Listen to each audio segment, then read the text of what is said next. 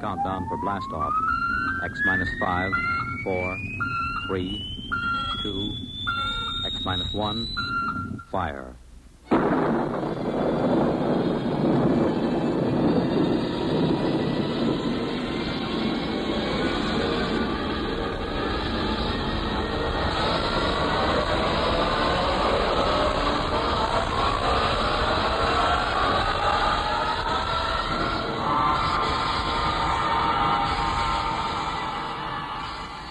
From the far horizons of the unknown come tales of new dimensions in time and space.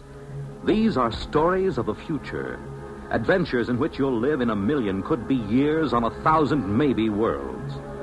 The National Broadcasting Company, in cooperation with Galaxy Science Fiction Magazine, presents X minus 1.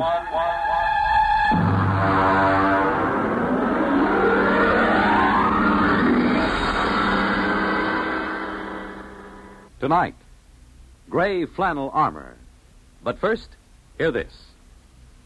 Everyone knows about and admires Bob Hope's frequent globe-trotting trips to entertain our servicemen in far-flung corners of the earth. But have you ever wondered what it would be like to actually travel halfway around the world with one of America's greatest comedians, accompanied by an all-star troupe of entertainers? Well, this past Christmas, Bob Hope and Company set out on a 12-day tour of the Far East, entertaining servicemen in Honolulu, Okinawa, Korea, and Japan.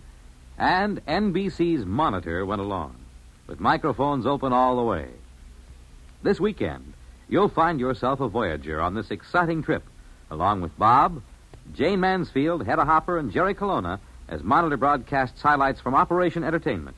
And this is only part of the top variety of information and entertainment Monitor brings you all weekend long, beginning Friday night. So start your weekend right with Monitor on Friday night, and stay with Monitor all weekend long for celebrities, music, news, and sports over most of these same NBC radio stations.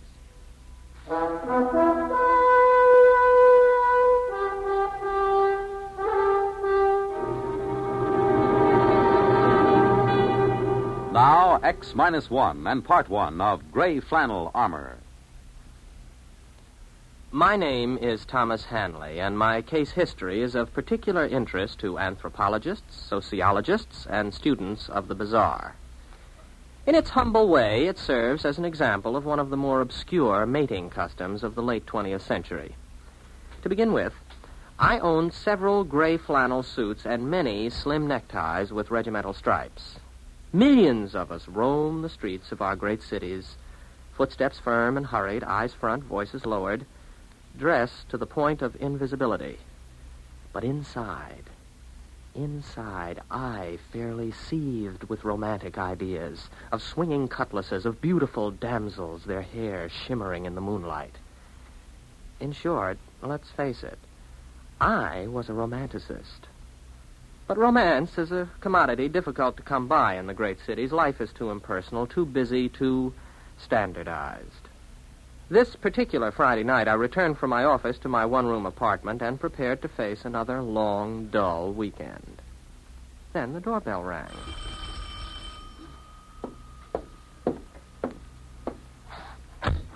Good evening, Mr. Hanley. If you're collecting for something, come back after payday. My friend, I'm Joe Morris, a representative of the New York Romance Service.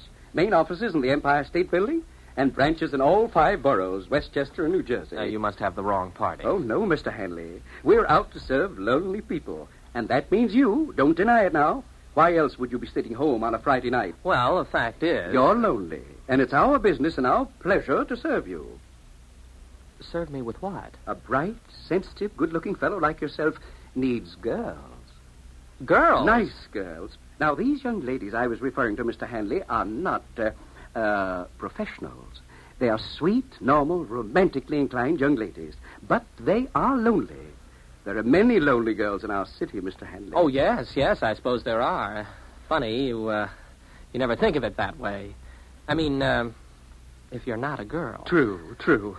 Now, the purpose of the New York Romance Service is to bring young people together under suitable circumstances. Oh, I see. A kind of, you'll pardon the expression, a kind of friendship club? I should say not. We at the New York Romance have done what should have been done years ago. We have applied scientific precision and technological know-how to a thorough study of the factors essential to a successful meeting between the sexes. Factors? What factors? The most vital ones, my friend, are spontaneity and a sense of fatedness. Oh, well, spontaneity and fate are contradictory terms. Certainly. Romance, by its very nature, must be composed of contradictory elements. We have graphs to prove it. Are you saying that you sell romance? The very article. The pure and pristine substance itself. Mind you, I didn't say love. I didn't say common animal passion. I said romance. The missing ingredient, Mr. Handley, in modern society. The spice of life. The vision of all the ages. That is what we sell. Very interesting. If I'm ever in the market, I'll get in touch with you. No, just a minute, sir. Try our system for a few days, absolutely free of charge. Here. Put this in your lapel. Oh? Well, what is this thing? It looks like a small transistor radio with a tiny video eye. As it happens, it is a small transistor radio with a tiny video eye. Oh? What does it do? You'll see. Just give it a try. Remember, romances sponsored by our firm are fated, spontaneous, aesthetically satisfying, and morally justifiable. Well, all right, Mr. Morris. I'll accept the free trial offer. Wear this in my lapel, you say? In the lapel. Well, all right. There it is. Happy romance, Mr. Handley.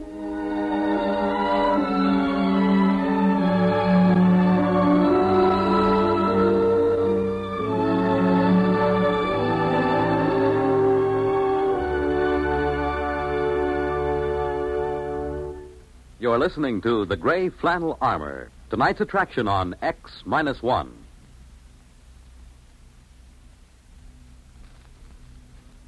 Are you able to brush your own teeth?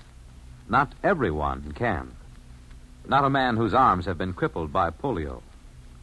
There are thousands of disabled polio survivors who must depend on someone else to help them perform the simplest, most personal acts. With your help, many polio victims can learn how to be independent. Right now, there are 100,000 survivors of crippling polio who need help. They need your dimes and dollars to pay for expensive care and equipment. Your contributions will provide trained hands to teach a polio survivor how to live with his disability.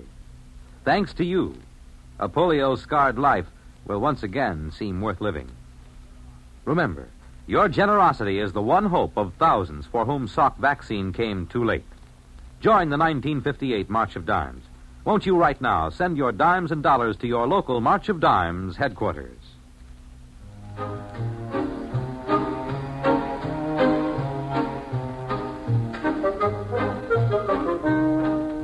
Now X-1 brings you Act 2 of Gray Flannel Armor. After Joe Morris left me, I took off my gray flannel jacket and examined the small device attached to my lapel. It had no knobs or controls. It didn't seem to do anything at all. I shrugged, put my jacket on again, tightened the Windsor knot in my tie, and went for a walk. It was a clear, cool night. Like most nights in my life, it was a perfect time for romance. Around me lay the city, infinite in its possibilities and rich in its promise. But it was devoid of fulfillment. Nothing ever happened. I passed lighted apartment buildings and thought of the women behind the high blank windows, looking down and seeing a lonely walker on the dark streets. Wondering about me, maybe, as I was wondering about them. Nice to be on the roof of a building, to look down on the city. Huh? Who said that? I wonder... Oh, sure. This transistor thing. Hey, what was that you said about a roof? Oh, I guess it isn't two-way. Well, it's not a bad idea, though. Would be kind of pleasant to look down on the city lights. No, not that one. Well, what's wrong? Oh, sure. Wrong building. You mean this one over here? Oh, no answer again. Well, it must be the right one this time. At least I hope so.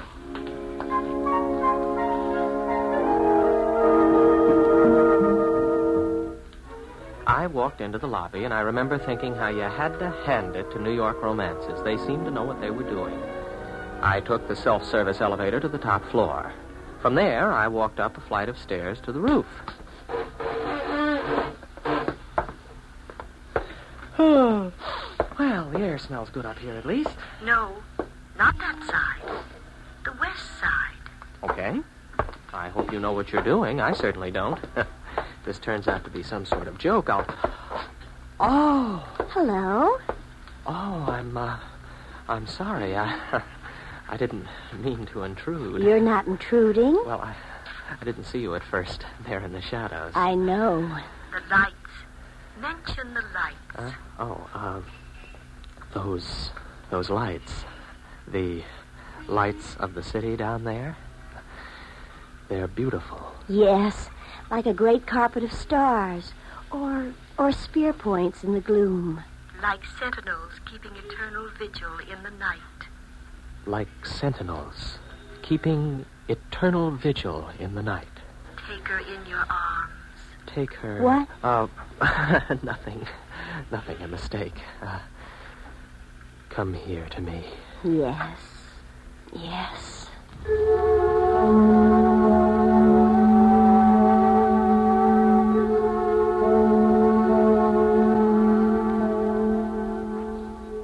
As she was melting in my arms, I caught sight of the small transistor set pinned to her shoulder strap. The one exactly like the one in my lapel.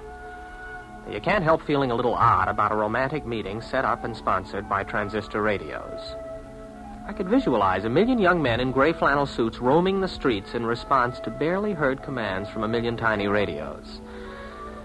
I tried to forget my doubts. The next night, I took another walk and found myself in a slum section of the city. I decided I'd made a mistake and started to turn around. Why not walk on? You want me to walk down this alley? Oh, well. Help! Help! Oh, good night. 2 muggers after a girl. I better look for a policeman. Why do that? You can handle them. No. A policeman can do it a lot better. No, you must do it. Now. But there's 2 men. They're probably armed. You can do it. Well, here goes. No, you don't. Now, wait a minute. I'll take you. Let go of her, you rats. Oh, there. Take that. And that. That'll teach you to harm a helpless girl. You saved me. You saved my life. I had to come. I had to come. Yes, I know. Take her in your arms. Yes, I know.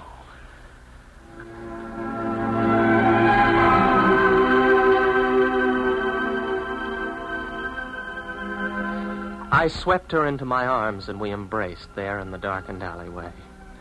As I held her close, my cheek brushed a shining jewel in her raven black hair. I had to look twice to recognize it, but sure enough, it was a tiny transistor receiver just like mine. I was suddenly angry. Oh, the girl was lovely. There was no denying that. And the circumstances were undeniably romantic until you realized that it was all a kind of cheap play. Fated and spontaneous. That was a joke. Angrily, I tore the transistor from my lapel and threw it into the nearest garbage can. I stalked away into the night, hardly realizing where I was going. I didn't really wake up until I reached the waterfront. I stood there looking at the oily black water and let the brackish-scented breeze fan my face. And then, unexpectedly, I was aware of another person nearby. The moon slid from behind a cloud, and her auburn-tinted hair caught its light and held it for a moment. She turned her face toward me with frank curiosity. At this time, there was no transistor radio to throw me a cue. I didn't need one. It's a nice night. Maybe. Maybe not. The beauty is there, if you care to see it. What a strange thing to say. Is it? Is it really so strange? Is it strange that I'm here at this very moment, and that you're here too? Perhaps not. No, perhaps not. Let me look at you. Oh, you're really beautiful, you know. Am I? You know you are.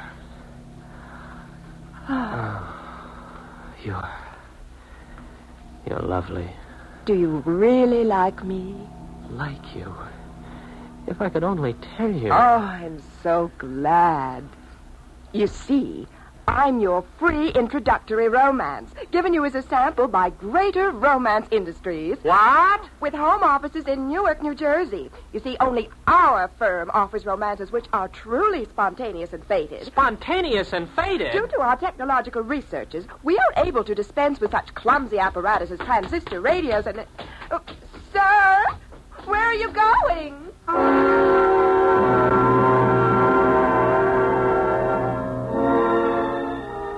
I was sick and disgusted. After that, there were several other attempts to get in touch with me, but I ignored them. I wanted no more to do with the romance game.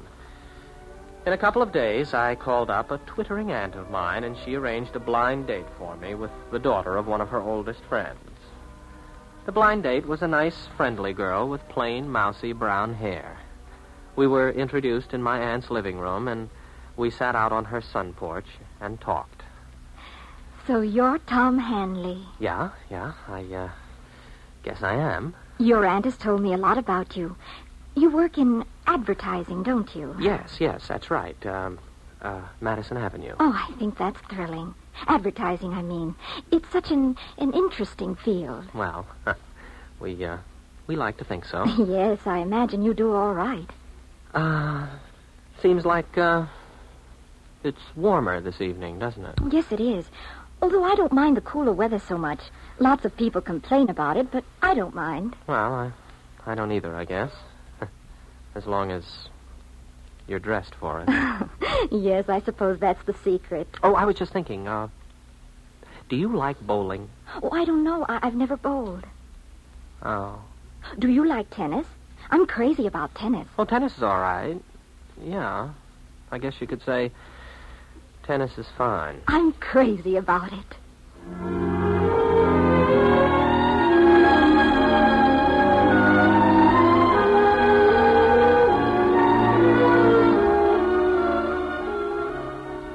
Well, all right. So it wasn't romantic. At least it wasn't at first. But there must have been something about it. We began to hit it off, and we had more dates, and one thing led to another, and the first thing you know, darned if we didn't get married. Yes, that's the story of my courtship. Of course, it isn't the whole story. At least, if you're making a case history, you have to know the important things. And to my mind, one of the most important of all happened after we were married. We bought a nice little house out near my aunt's and settled down in it. Then, one Saturday morning, I was out cutting the lawn. Hi there. Huh? Did you say something? I said hi. Don't you remember me? Joe Morris. Oh, sure. New York romances. Well, I'm sorry, Mr. Morris, but you better take me off the list. I'm married now. Certainly. I know all about it. Congratulations. Oh, thanks. I mean, I know all about the way it happened. Introduced by your aunt, talking on the sun porch. Corny, old-fashioned stuff. And now, don't get me wrong. I'm not knocking it. Quite the contrary. Do you know what we down at New York Romancers call this? No, what? Hanley's Mode. We studied you. A lot of commercial possibilities there. We've got it down on graphs. Effects of embarrassment on the psyche. The role of the aunt in American courtship. The whole works. What are you talking about? New York Romancers. What else? We've got a new service. It's called the old-fashioned plan. The what? We provide bonded aunts for young men to call up. We even have the aunt walk into the sun parlor at unexpected intervals with a plate of cookies or something. They say the suspense becomes almost overpowering. Like our motto always said, spontaneity and a sense of fatedness. It never misses, my boy. Never misses.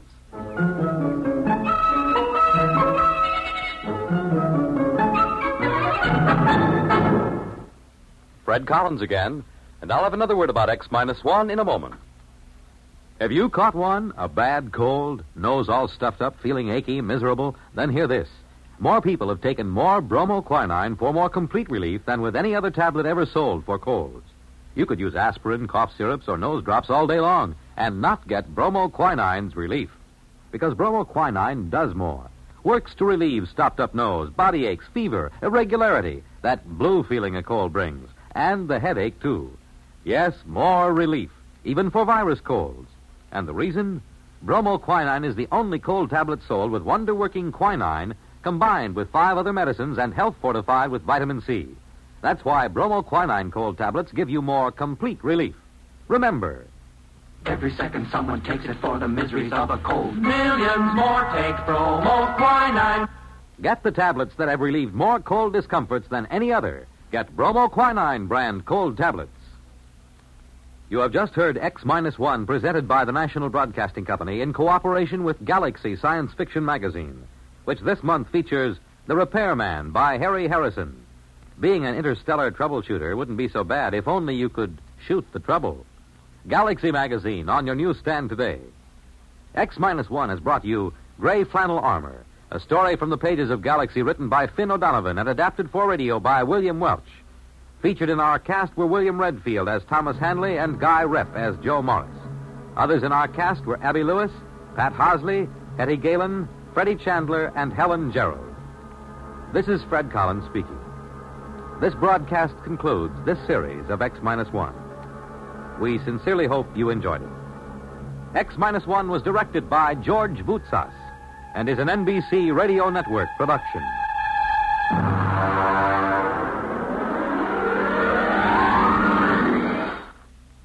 Guest star Don Amici is your host on Nightline, your line to new worlds of entertainment after dark. Tonight on most of these NBC stations.